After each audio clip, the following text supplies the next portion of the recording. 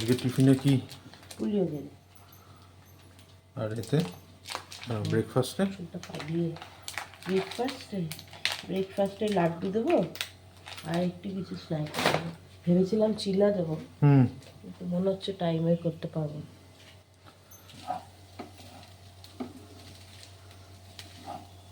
আর এমনিতেও ব্রেকফাস্টে তো 10 মিনিট টাইম।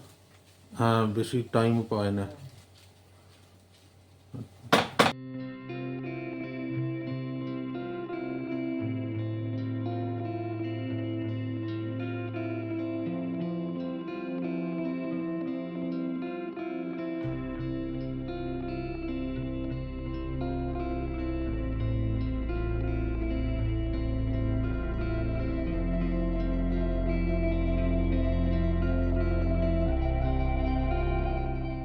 বেববাবু আজকে একদম নতুন জুতো, নতুন ইউনিফর্ম পরে আজ থেকে ফুল স্কুল।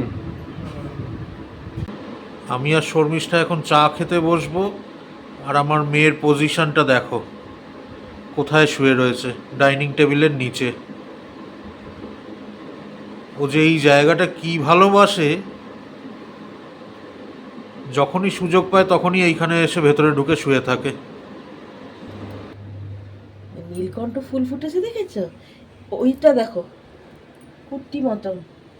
হ্যাঁ, ওইটাই বলছিলাম। একটা বড় আর একটা না, না ওইটা এখনো ঠিক মতন ফোটেনি। না না না, আর ফুটবে না। রোদের দাঁড়াও, রোদটা তো বেরিয়েছে, হবে না, রোদের হবে। আলোয় আরো বড় হবে ওটা। হ্যাঁ, যাই হোক, লোকনাথ বাবাকে দিতে পারবো আজকে, বলো? গাছের ফুল ভালো লাগে। চড়া রোদ, ভালো লাগছে। ঠান্ডা লেগেছে তো আমার একটু, এই জন্য আদা চা বানিয়েছি, এখন খাবো। হঠাৎ করে ঠান্ডা লেগে, আসলে বাচ্চারা আসে তো। ঠিক আছে, একটু ওয়েদার চেঞ্জ, এই রোদটা লাগতে আরাম হচ্ছে। সেটাও হতে পারে, আবার 2 মাস বাদে গিয়ে আবার ভোর ভোর একদম উঠতে হচ্ছে তো, ভোরবেলা উঠেই জল টল খাচ্ছি তো, সেটাও হতে পারে কারণ। কানটাও ব্যথা, এই জন্য কানে তুলো দিয়ে রেখেছি। আমার একটু এরকম হয়, ঠান্ডা লাগলেই কানে ব্যথা হয় গো। গরম গরম চা খাই চলো। আসছি, একটু গাছের অল্প স্বল্প পরিচর্যা করি তো, সেইগুলো একটু দেখছিলাম।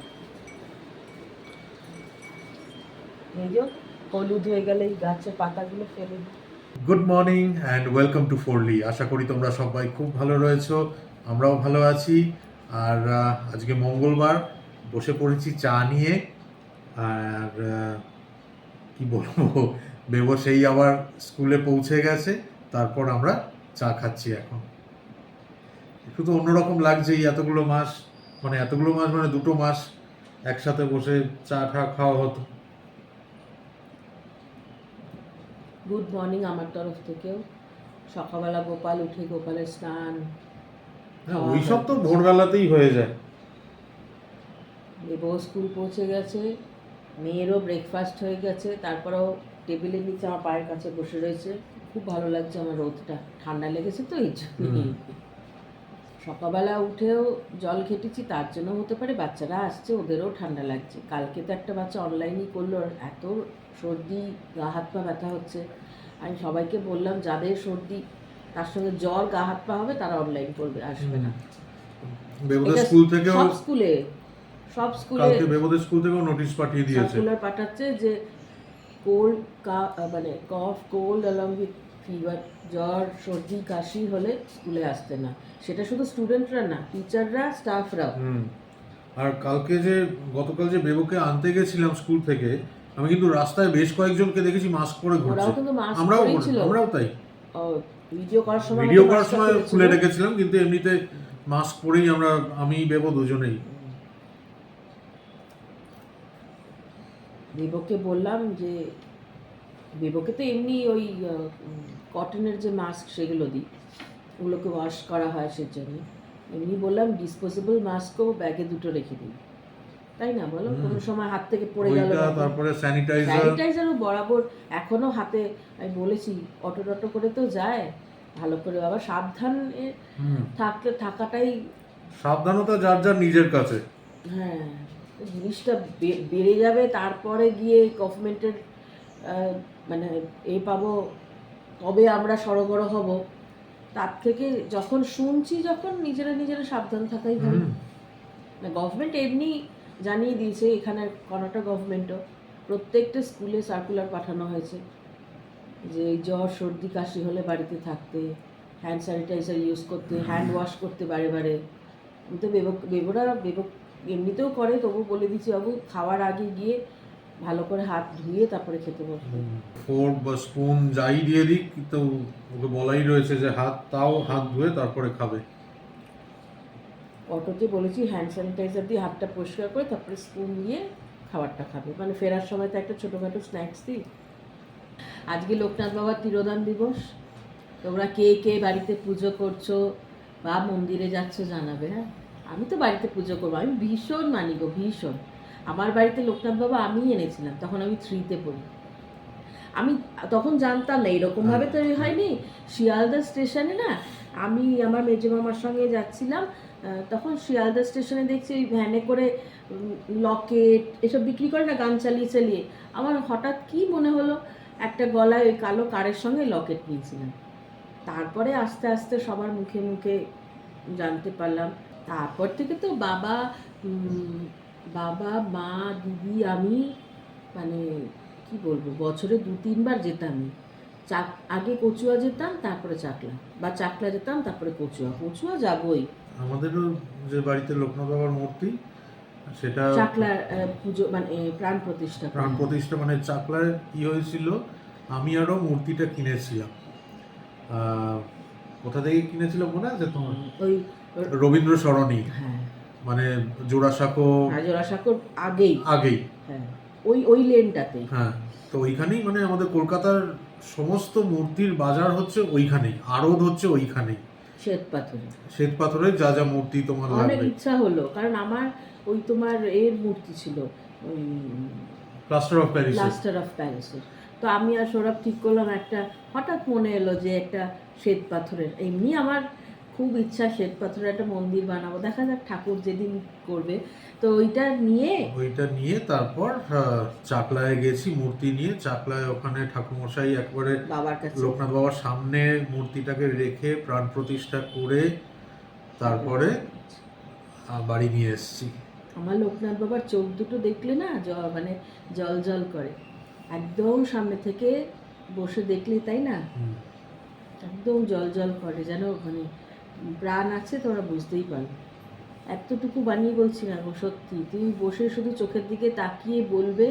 এমনি লোকনাথ বাবাকে চোখ বন্ধ করে চোখ খুলে যেখানে খুশি ডাকলেই বাবা সাড়া দেয়, কিন্তু আমার বাবার প্রাণ আছে, মানে সত্যি আমরা ফিল করি। বলো, বসে যখন তুমি কথা বলবে না, যেমন ভাবো আমি তোমার সামনে বসে কথা বলছি, তুমি যেরকম শুনছো আমার কথা, আমি বুঝতে পারছি, সেই রকম বাবাও। খুব মানে খুব। আজকে একটু ওর হাতে হাতে করেও দেবো কাজ, কারণ ও একা সামলাতে পারবে না সব করে। তারপরে ও তো আবার সন্ধ্যেবেলা পড়ানোও রয়েছে, তার মধ্যে একটু হালকা ঠান্ডাও লেগেছে। আমার ঠান্ডা লাগলে কি হয়, আমার ঘাড় ফাড়গুলো ভীষণ ব্যথা করে, এই ভালো লাগে না। হাতে হাতে একটু করে দেবো, একটু নিজের কাজটা আগে সামলে নিই। আজকে মঙ্গলবার, জয় মঙ্গলবার, তো ভাত খাবো না। আচ্ছা। বেবরও ফুল স্কুল আজ থেকে। সৌরভকে ওই বেবোকে পুলিও গেড়ে করে দিয়েছি, ওই পুলিও গেড়ে রেখেছি, সৌরভ খেয়ে নেবে। আর রাত্রেবেলা একটু লুচি পরোটা কিছু পরোটা করবো না গো, পরোটা করতে অনেক ঘাড়ে ব্যথা তো, এরকম করে বেলতে গেলেও লাগে, কিন্তু লুচি খেতেই হবে, নয়তো কি খাবো রাত্রে। আগের মঙ্গলবার যেমন দুবেলায় ডালিয়া খেয়ে নিয়েছিলাম না, এবেলাও করলে হয়, মানে আজকেও করলে হয়, কোনো অসুবিধা নেই। তাই করে নেবো। ডালিয়ার খিচুড়ি বানাও, দাঁড়িয়ে থেকে আর ওই লুচি বেলতে হবে না। হ্যাঁ, বেলতে গেলে না ঘাড়েটা এমনি বসে পড়াতেই হবে আমাকে, ওটার তো কোনো ছাড় নেই। ওই ঘাড়ে ভীষণ ব্যথা হয় আমার, আর ওটাই ইরিটেশন। এক তো এই দিকটা পুরো বন্ধ হয়ে গেছে, ঠান্ডা লেগেছে, তার মধ্যে পড়িয়ে উঠবে 9টা 9:30টার সময়, তারপরে আবার লুচি বেলো, লুচি ভাজো, লাগবে না। ওই ডালিয়ার খিচুড়ি বানাও, দুবেলা তাই খাবো। গতকালও উঠে আর ইচ্ছা করছিল না, তবু গতকাল রান্না করাই ছিল, একটু গরম মানে বেগুন পটল এসব আছে? বেগুন নেই, পটল আছে। আচ্ছা, আলু আছে তো, আলু ভাজা পটল ভাজা ওই দিয়ে হয়ে যাবে। এখানে ভাজাভুজি কমপ্লিট, বেগুন আর পটল ভেজেছি, আলু ভাজিনি। আর এখানে এই যে ডালিয়ার খিচুড়ি, গরম মশলা আর জিরে একটু ফোড়ন দিয়ে দিলাম লাস্টে, তড়কা, ব্যাস। রান্না কমপ্লিট করে শর্মিষ্ঠা এইমাত্র গেল স্নানে, আর আমি স্নান করে বেরিয়ে এখন ঠাকুরের যতটা গোছগাছ করার করে দেবো, যাতে শর্মিষ্ঠার এসে ঠাকুরকে দিতে সুবিধা হয়।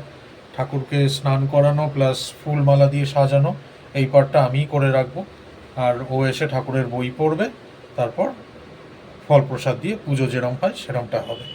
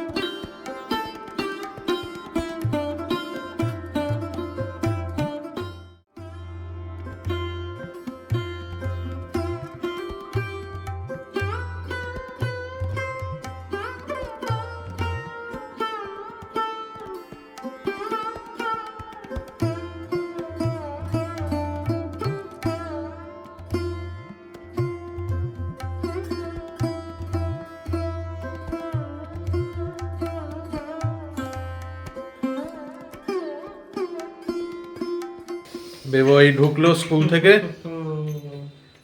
মাথাটা পুরো ব্যথা করছে একদম, টায়ারিং, ভীষণ টায়ারিং। 100 বার, 2 মাস গ্যাপ হয়েছে তো। শুধু মানে ভাবছিলাম সে কতক্ষণে মানে টাইম শেষ হবে বারবার ঘড়ি দেখছিলাম।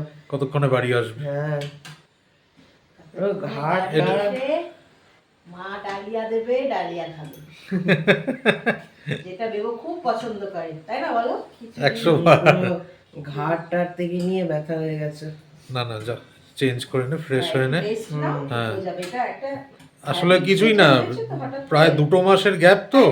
এটা হ্যাঁ। হয়েছে না সমস্ত কিছুরই। ওই জন্যেই খেতে বসে পড়লাম ডালিয়ার খিচুড়ি। তোমরা তো আগেই জানোই তোমরা, বেবোর তো ভীষণ ফেভারিট খাবার, ওই জন্য বেবো খেলো না এটা। না না, পুডিও গেড়ে দিয়েছিলাম তো পেটটা এমনি ভয়, ভাত খেয়েছে। খিচুড়ি যেখানে, সেখান থেকে বেবো 100 মাইল দূরে থাকে। তো ও জানে না তো রাত্রে এটাই খেতে হবে।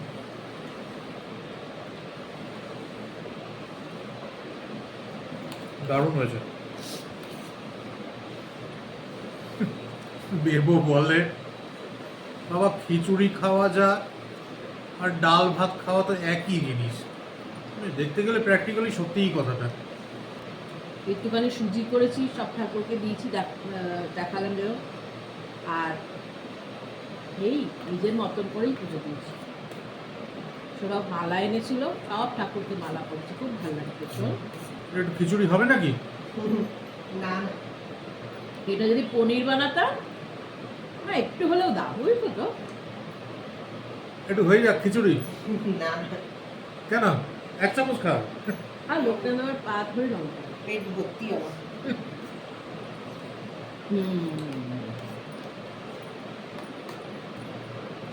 পনির হলে এর বেলায় পেট ভর্তি, পনির হলে পেটে জায়গা থাকে ওর। পনির হলে বা চিকেন, এইগুলোর সময় ও পেটে জায়গা থাকে ওর। ওই আমরসটা কিরম ছিল? দারুণ ছিল। মানে কালকে যে আমরসটা এনেছিলাম আনন্দ থেকে, গতকাল আমি ওকে বললাম যে ওকে আজকে টিফিনে দিয়ে দিতে। তবে ওই মানে ওইটা কোনো রকমের আর্টিফিশিয়াল কিচ্ছু নেই, পুরো পিওর জুস না? পিওর মানে পাল্পটাকে পুরো পাল্পটাই। হ্যাঁ পুরো মানে ওটা পুরো পাল্পই ওটা। ব্যাস, বাবার হয়ে গেল। কি? তুমি হ্যাঁ। মিস করে গেলে। না না, পরে ঠিক আছে, পরে আরেকদিন খাবো। আরেকদিন খাবো। তখন তাহলে সবার জন্যই ওটাই নিও। নেব। সত্যিকার বলছি, আমার তো মনে হয় না ওরা আলাদা করে চিনিও দিয়েছে বলে। আমের পাল্প বের করে নিয়ে ওটাকে ব্লেন্ড করে দিয়েছে, আর কিছুই করেনি। কালকে বললাম ওটা খাবো, তাও যাই হোক খাওয়া হয়নি, রেখে দিয়েছিলাম। আজকে সকালবেলা ওকে বললাম যে ওকে স্কুলে দিয়ে দাও, ও খা। শর্মিষ্ঠার পড়ানো কমপ্লিট, আর এবার দুজনে একসাথে একটু টিভি দেখবো। টিভিতে 100 বার আজকে IPL এর ফাইনাল, মাঝে মধ্যে একটু আধটু দেখবো। আর তারপরে খেয়ে দিয়ে ঘুম। ব্লগটাকে সেই জন্য এখনই এন্ড করে দিচ্ছি। কাল আবার দেখা হচ্ছে তোমাদের সাথে আরেকটা নতুন ব্লগে।